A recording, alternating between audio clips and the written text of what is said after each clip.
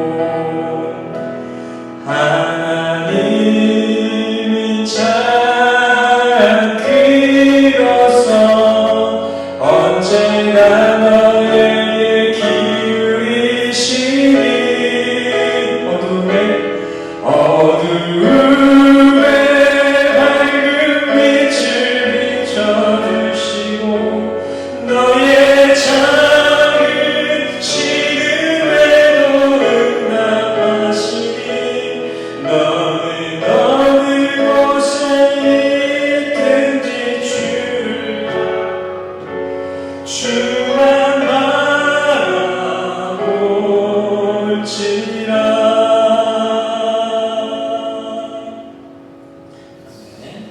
우리 시간 말씀 보겠습니다. 함께 보실 오늘의 본 말씀은 요한복음 3장 19절에서 21절까지 말씀 보겠습니다. 오늘 함께 보실 말씀은 요한복음 3장 19절에서 21절까지 말씀드리겠습니다. 네, 오늘로서 니고데모 이야기가 끝날 것 같습니다. 네 번 했나요? 니고데모 이야기? 마지막 것 같아요. 길지 않으니까 우리 20절부터 21절까지 같이 읽도록 하겠습니다. 19절부터 읽겠습니다. 시작. 그 정죄는 이것이니 곧 빛이 세상에 왔을 때 사람들이 자기 행위가 악함으로 빛보다 어두움을 더 사랑한 것이니라. 악을 행하는 자마다 빛을 미워하여 빛으로 오지 아니하나니 이는 그 행위가 드러날까 하며 진리를 따르는 자는 빛으로 오나니 이는 그 행위가 하나님 안에서 행한 것임을 나타내려 함이라 하시니라. 아멘. 오늘은 정리하는 시간이니까 다른 번역 성경을 같이 읽도록 하겠습니다.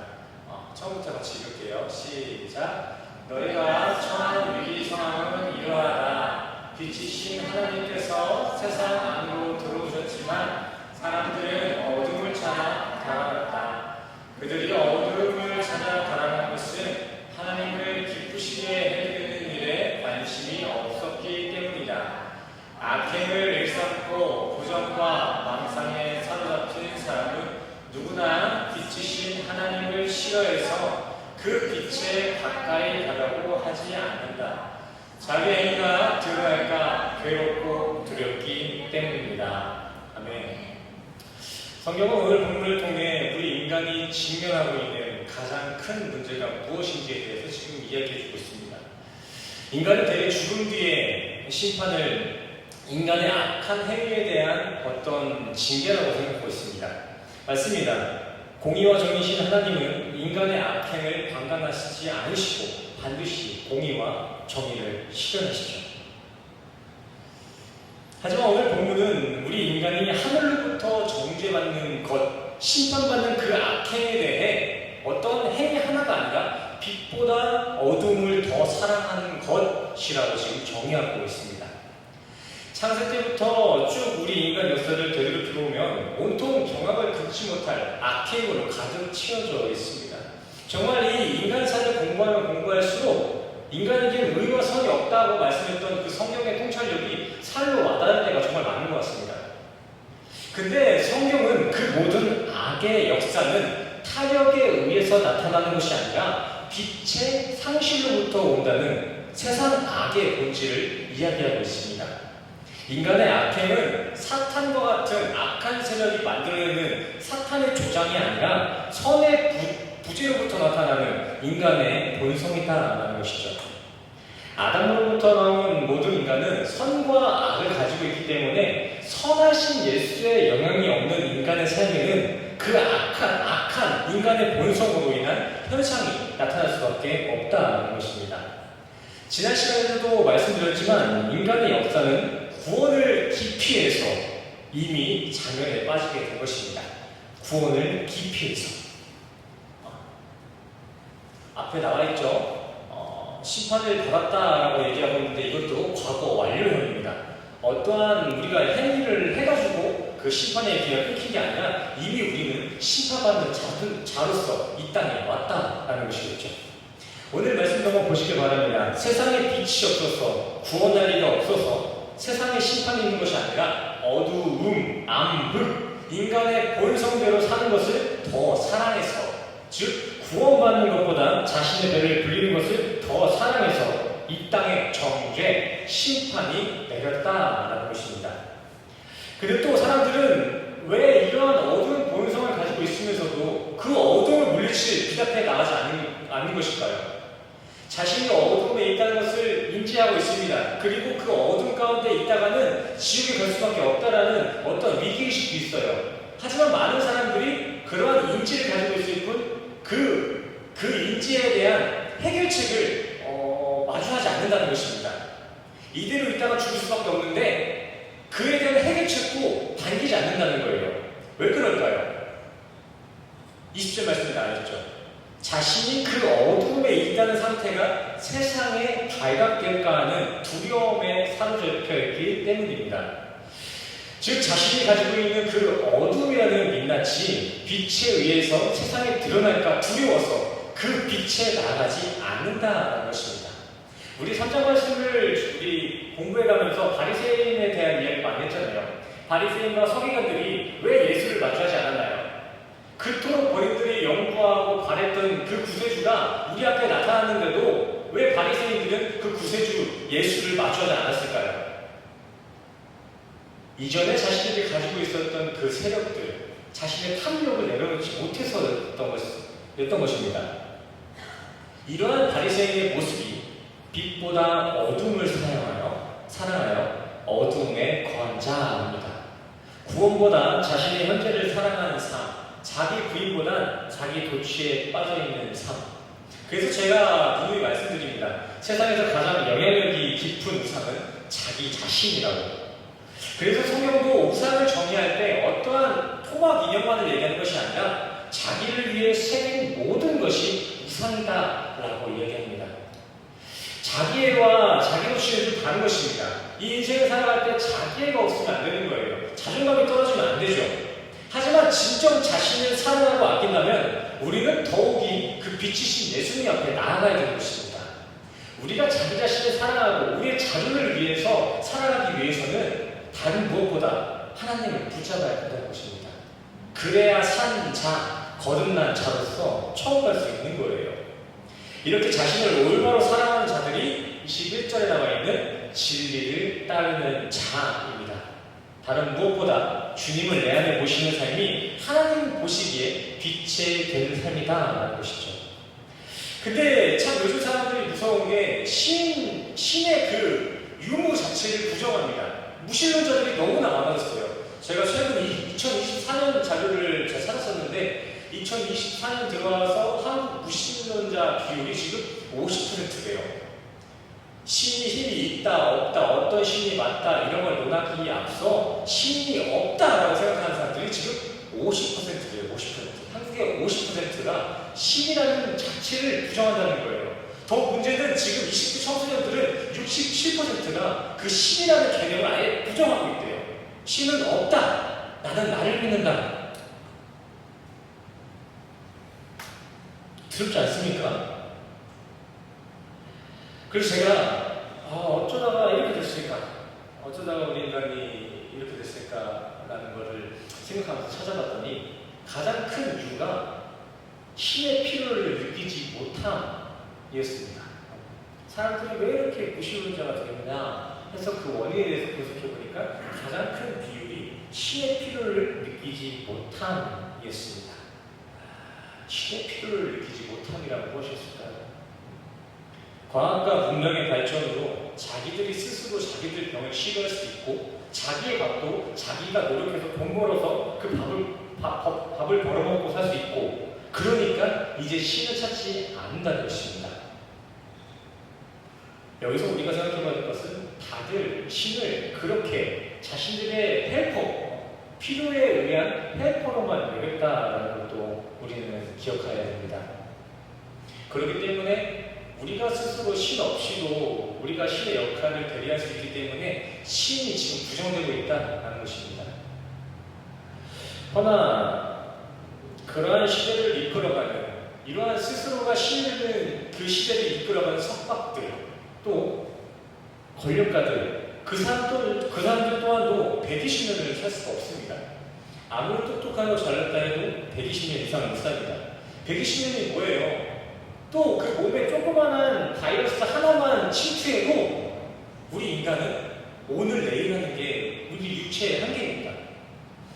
요즘에는 뭐 과학이 발전돼가지고 뭐 암에 걸려도 안 죽는다 어떤 불치병이라는 건 없다 하지만 지금도 그 조그마한 모기에 하나 그 댕기열에 걸려서 죽는 사람이 2024년에 지금 5,000명이에요.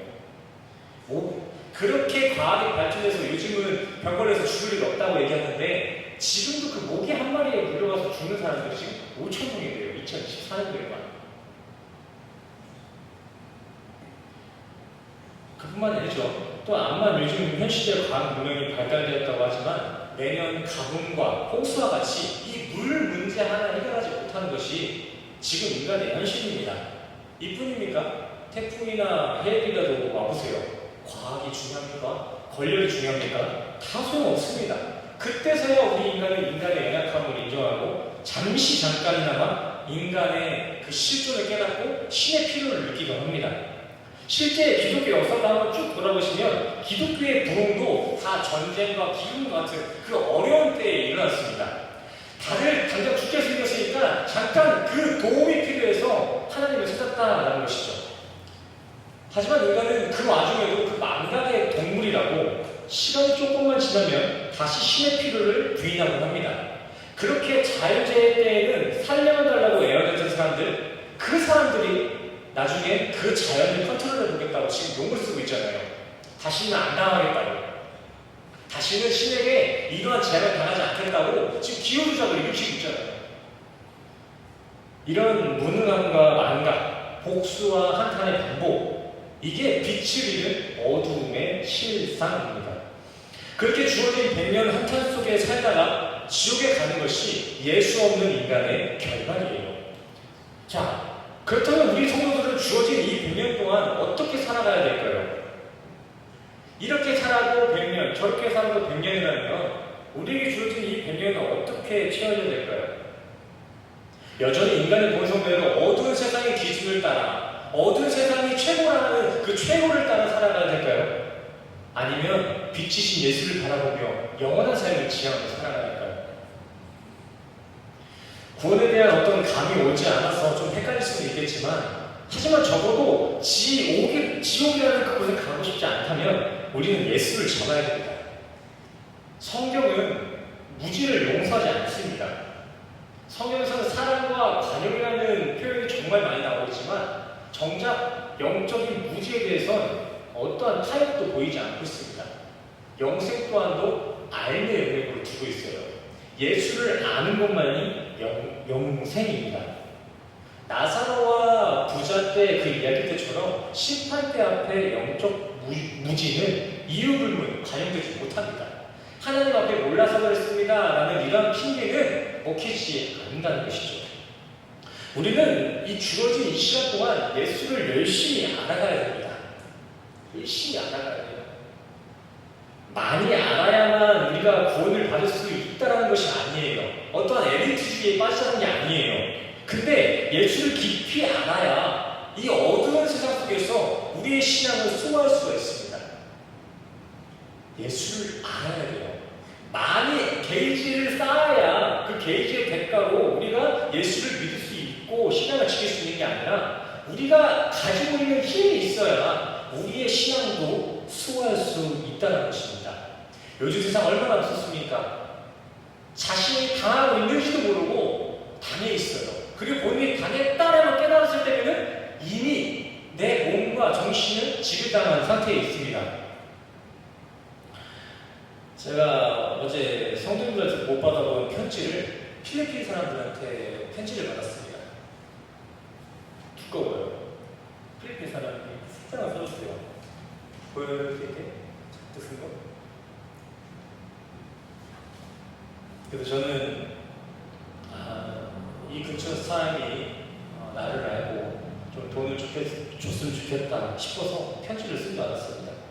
근데 이걸 열어보니까 신천지 성도가 나한테 보내주시더라고요. 신천지 친구가. 재밌죠? 목사한테 지금 그 신천지 사람이 자신의 종교 포기하라고 해서 편지를 쓴 거예요. 근데 이렇게 그분들이 세상을 정성스럽게 손글씨로 이렇게 써주셨습니다. 이 컴퓨터로 쓴 것도 아니에요. 한 글자 한 글자 꾹꾹 눌러가면서 썼더라고요. 세상 꽉 차게. 제가 이 편지를 보면서 느꼈던 게 나 같아도 내가 만약에 비신자라면 이렇게 차가운 교회보다 이렇게 따뜻한 신천지에 갈 수도 있겠다라는 그 생각이 들더라고요. 편지 봉투도 보면은 아주 정성스럽게 제가 찢어버렸는데 가장 존귀한 목사님께 라고 썼습니다. 저 우리 성도님들한테 이름을 못 들어봤어요.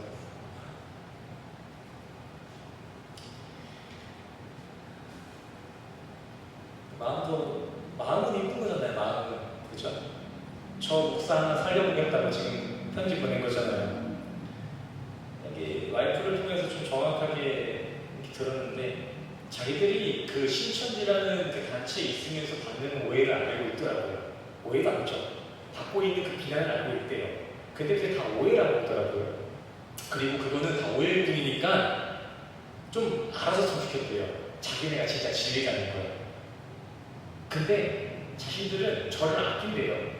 그러니까 목사님도 이제 신천지를 통해서 똑바로 예수님을 알고 천국에 같이 갔으면 좋겠다고 얘기를 하더라고요. 자기들 딴에는 자기들이 참 빛을 갖고 있다 여기고 있는 거예요. 이만희 자기들이 그 이만희라는 참 빛을 갖고 있으니까 사랑하는 목사님 이리 오십시오 하는 거잖아요. 슬프더라고요.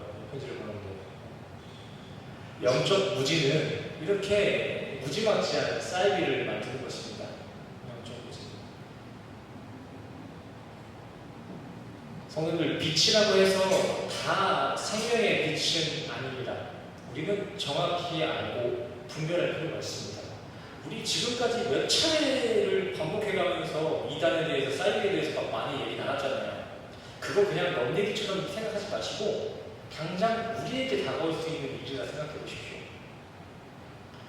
우리는 정확히 알고 분별해야 됩니다. 화려하고 그럴싸하다고 해서 다 진리를 가지고 있는 게 아니에요. 교회라 해서 다 진리를 갖고 있는 것도 아니고. 성도님 이거 다 아시죠? 이거 아시나요? 모르시나요?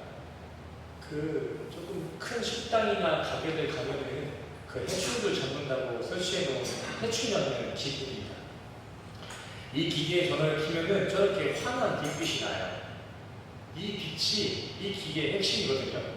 근데 정작 해충을 잡아 죽이는 것은 저 빛이 아니라 앞에 설치된 전기 충격기입니다.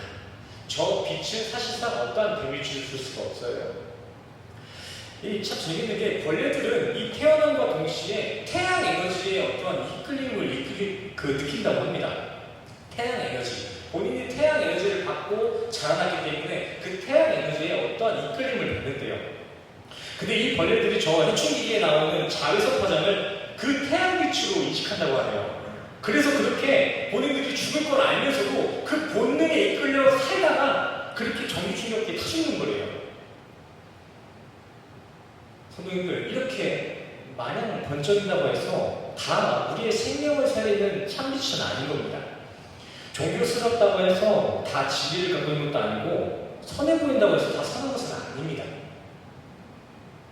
우리가 따라야 할 선과 빛은 성경이 말하고 있는 예수 그리스도 한 분이신 믿습니다. 우리가 봤을 때 그럴듯하고 착하고 선한 것을 따라갈 게 아니라 우리가 생각했던 거랑은 다른 구세주의 모습일지라도 성경이 그분이 구세주라고 하면 그분이 구세주인 겁니다. 그리고 그 예수라는 그 빛은 누구나 따라할 수 있는 반사체가 아닙니다. 예수님은 스스로 빛을 발하는 발광체입니다. 원에서도 보시면 이 진리의 빛을 설명하는 데 있어서 그냥 어떠한 빛을 반사하는 반사체의 불이 아니라 발광의 불, 자체 발광의 빛으로 설명하고 있습니다. 이것은 우리는 스스로 계시며 참 구원을 주시는 그 빛이신 예수를 따라야 한다는 것이죠. 이렇게 친절하게 편지를 써주고 정말 애타는 마음으로 전도하는 그 선한 마음에 이끌려서 신앙생활하면 안 된다는 것입니다. 아무런 빛이나 쫓다가는 모기처럼 타죽을 수도 있어요. 우리는 오직 발광체이신 예수이신 이 말씀의 근거에서만 신앙을 빚어야 그 빛에 의한 구원을 받을 수 있는 것입니다. 그리고 그 빛을 사랑하는 이들은 모두 이 세상에서 빛의 반사체로 살아가게 됩니다. 참 빛을 따르는 이들의 삶에는 하나님의 영광이 투영되어서 그의 삶 가운데서도 그의 영광이 나타난다라는 것이죠. 성령이 임한 그 인생에는 성령의 열매가 맺힌다라는 구절이 있지 않습니까? 그것처럼 빛이신 하나님이 임하신 그 인생 가운데서는 빛의 행보가 이어진다는 것이죠. 그리고 우리 성도는 그렇게 세상에 나타나는 자신의 그 빛의 열매를 보면서 내가 지금 하나님 안에서 구원받은 자로 잘 살아가고 있구나. 그분이 날 구원하셨으니 내 삶에 이렇게 빛의 삶이 나타나고 있구나. 이런 것들을 자각하면서 매일 각자에게 주어진 삶 속에서 구원에 대한 감사와 기쁨을 고백하며 살 수 있는 것입니다. 잘 아시겠지만 이 내용까지가 딱 니고데모와 예수님의 대화입니다.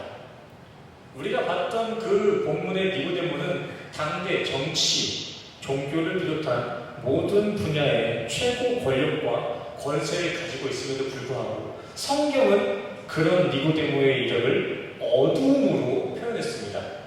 그리고 예수님은 그러한 어두운 니고데모의 삶은 다시 태어나야 된다, 처음부터 다시 거듭나야 된다 라고 말씀하시며 이스라엘의 광야 변 사건을 설명하셨습니다. 이게 무엇입니까? 그냥 한 줄 정리하자는 거예요. 우리 사주동안 배웠던 거. 예수 그리스도만이 구원의 유일한 빛이요 길이다라는 것입니다. 암만 세상 선행을 행하고 또 종교적 열심을 부려도 예수를 바라보지 않는 삶, 예수를 중심에 두지 않는 인생은 여전히 어두움에 머물러 있는 상태다라는 것입니다. 신앙생활과 인생의 핵심은 예수입니다. 예수. 신앙의 연차라든지 진리라든지 양이라든지 이런 게 중요한 것이 아니라 신앙생활의 핵심은 예수. 또한 우리에게 주어진 이 인생의 핵심도 예수가 되어야 된다는 것입니다. 암만 잘 살고 잘 먹어도 우리 안에 예수가 없으면 그런 인생은 어두움이라는 거예요. 자, 성경은 인간의 인생을 표현할 때 경주로서 표현할 때가 정말 많습니다. 자, 성경님께 묻겠습니다. 자, 이렇게 달리기 계주, 어떤 경주에 있어서 가장 중요한 게 뭐라고 생각하십니까? 성경들은 달리기 경주에서 가장 중요한 게 뭐예요? 가장 중요한 거. 달리기 하는 사람들이 멋진 외모가 중요할까요? 아니면 돈이 많다고 돈을 붙잡고 달리면 그 사람이 잘하는 걸까요? 아니면 달리기 경주니까 달리기 실력이 첫 번째가 되어야 될까요? 아닙니다. 달리기 경주에서 가장 중요한 것은 결승선과 또 우리가 붙잡고 있어야 될 바톤입니다. 바톤. 암만 잘생기고 돈 많아도 정해진 결승선에 저 바톤을 들고 오지 않으면 다 탈락이에요. 탈락. 달리기 경주라지만 암만 달리기를 잘해도 바톤 없이 결승선에 들어가 봐야 그거는 인정받을 수가 없습니다. 실격이에요. 너무 아이러니하지 않습니까? 달리기 경주인데 달리기를 빨리 하는 게 중요한 게 아니라 달리기 할 때 붙잡고 있는 그 바통이 핵심이라는 것입니다. 성도님께도 묻고 싶습니다. 성도님들의 인생의 끝에는 지금 어디를 향하고 있나요? 성도님들의 지금 결승선은 지금 어디에 지금 꽂혀 있으세요? 지금 무엇을 바라보며 지금 살아가고 계신지 한번 자신의 삶을 성찰해봤으면 좋겠습니다. 제가 이 자리에서 꾸짖고 정죄하려는 것이 아니라 함께 한번 돌아보자는 거예요. 성찰해보자는 거예요. 내가 지금 어디를 바라보며 살아가고 있었나? 그리고 성도님들의 그 인생의 경주를 보증해줄 그 바톤, 성령님이 지금 잘 계신가요? 인생의 경주 속에 바톤 되시는 그 성령님이 우리 안에 지금 잘 계시냐 이겁니다. 우리 이대로 살아도 되겠냐 이거일 거예요. 성경에도 나와있다시피 같은 인생을 산다고 해도 상을 받는 건 단 한 사람입니다. 단 한 사람. 그 단 한 사람이란 누굽니까? 열심히 뛴 사람? 아니요. 상 받으실 예수 그리스도. 그 예수 그리스도를 붙잡은 그 한 사람이 상을 받는 겁니다. 속도 중요하지 않다는 게 아닙니다. 방향 중요하지 않다는 게 아니라 우리가 하나님 앞에 인정받을 수 있는 그 반톤을 꽉 쥐고 있자라는 것입니다. 우리 성도님들 하루하루 살아가시는데 정말 바쁘시게 살아가시겠지만 우리 마지막 그 결승선을 항상 머릿속에 좀 두고 사셨으면 좋겠습니다. 우리가 하나를 살아갈 때 이 땅에 목적을 두는 것이 아니라 저 하늘에 그 표대가 심겨져 있으면 좋겠습니다. 그리고 그 하늘을 바라보며 살아가면서 우리의 중심 속에 지금 성령이 있는지 항상 확인해가면서 살 수 있는 우리 성도님 될 수 있기를 간절히 소원합니다. 그렇게 성령님과 손 붙잡고 하늘을 향해 나아가는 그러한 모습이 성도의 신앙생활, 하나님의 보시기에 빛된 자녀의 삶인 줄 믿습니다. 아멘. 오늘 설교 여기서 마치도록 하겠습니다. 기도하시겠습니다.